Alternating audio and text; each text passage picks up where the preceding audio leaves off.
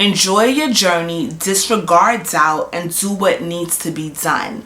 And I feel like that speaks so much to us court reporting students.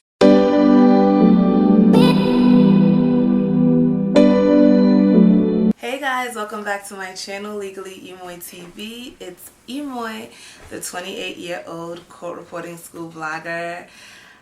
I got some lights, so my lighting is going to be on point from now on. I got so much good things lined up for you guys. In today's video, I'm going to be sharing with you guys my court reporting journey, like from the beginning to where it's at right now. As some of you guys know, and if you watched my first video, my whole plan was to go to law school. I have a bachelor's in legal studies. So after I graduated, I started taking LSAT courses to prepare me for law school and things like that. And I took one LSAT course in particular that was my favorite, which is the CUNY Pipeline to Justice program. And basically what that is so CUNY is a law school, and they have this sub-program which prepares you for law school by preparing you for the LSAT and everything you need to be a successful law student.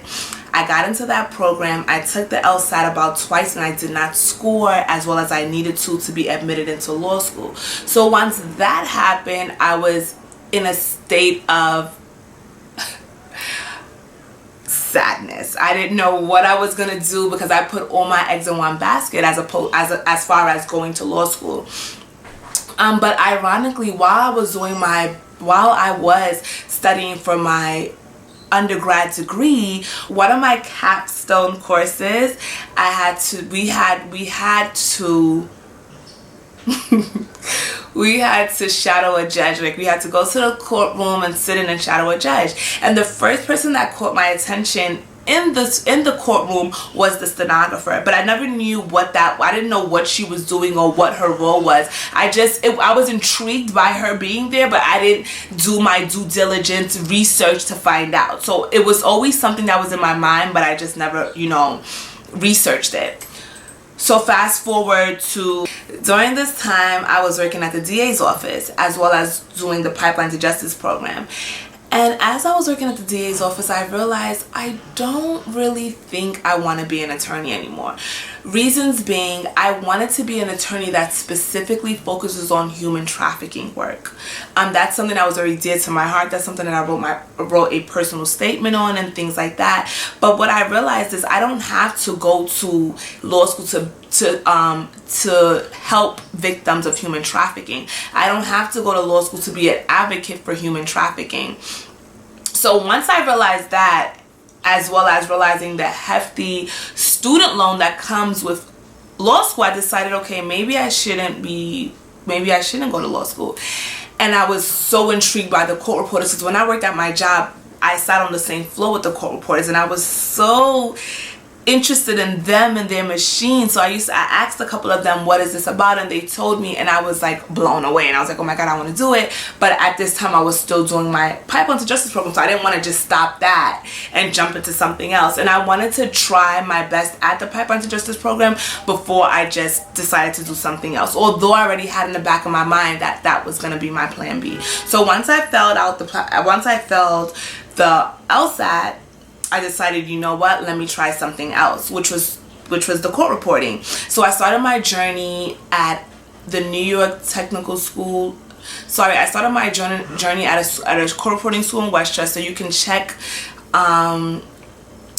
my other video where I talk a little about that. I started my journey there and I realized, oh, this is not really for me. So I left that school and I enrolled with Plaza, which has been amazing. So my first semester at Plaza, I was actually doing nights. I was taking night classes because I was still working, and I realized that this is not going to work out because I'm going to school 2 days a week and I'm exhausted by the time I get home, because I would get home like at maybe 11 o'clock, and I will leave work at 5 and I'll be at school, and I was so beat, and I was like, you know what, this doesn't really make much sense compared to the students that go in the morning, that go 4 days a week for 4 hours, going at night for 2 days a week for 3 hours or so just didn't make any sense to me. So I decided to resign from my job.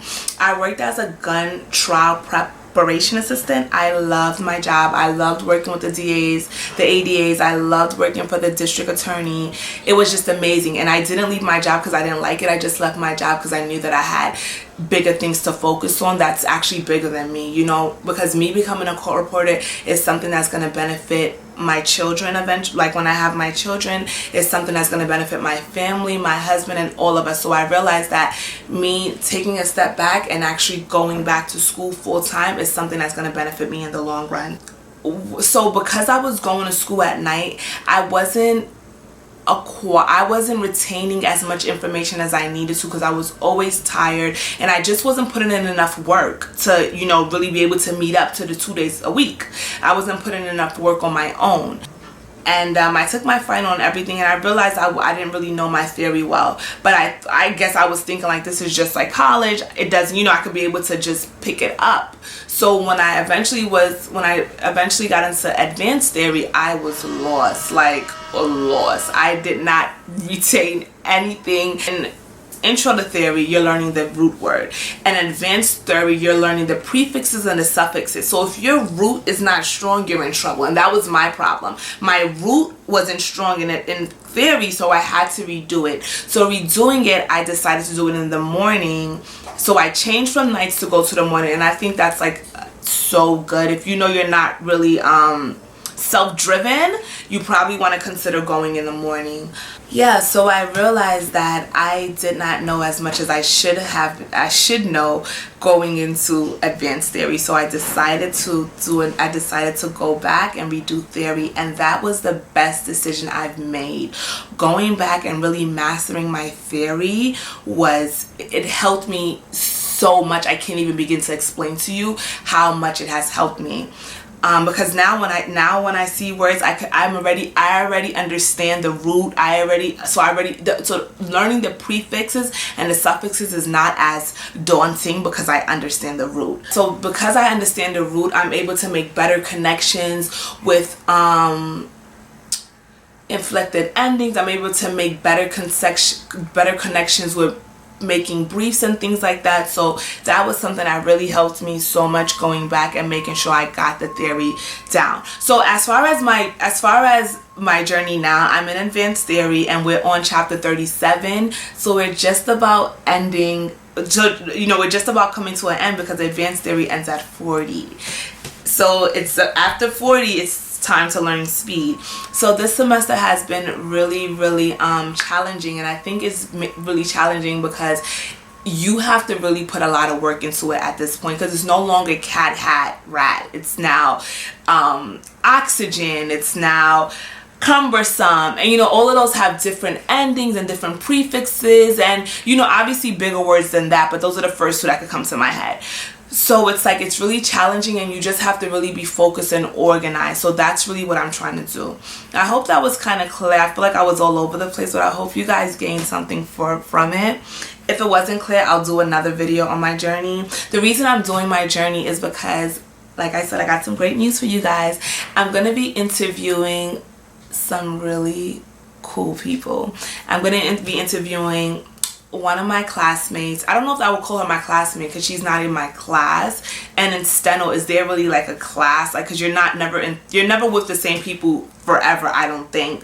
But she does go to my school. Her name is Amanda. She started school in September and she's almost about done. So I'm going to be interviewing her.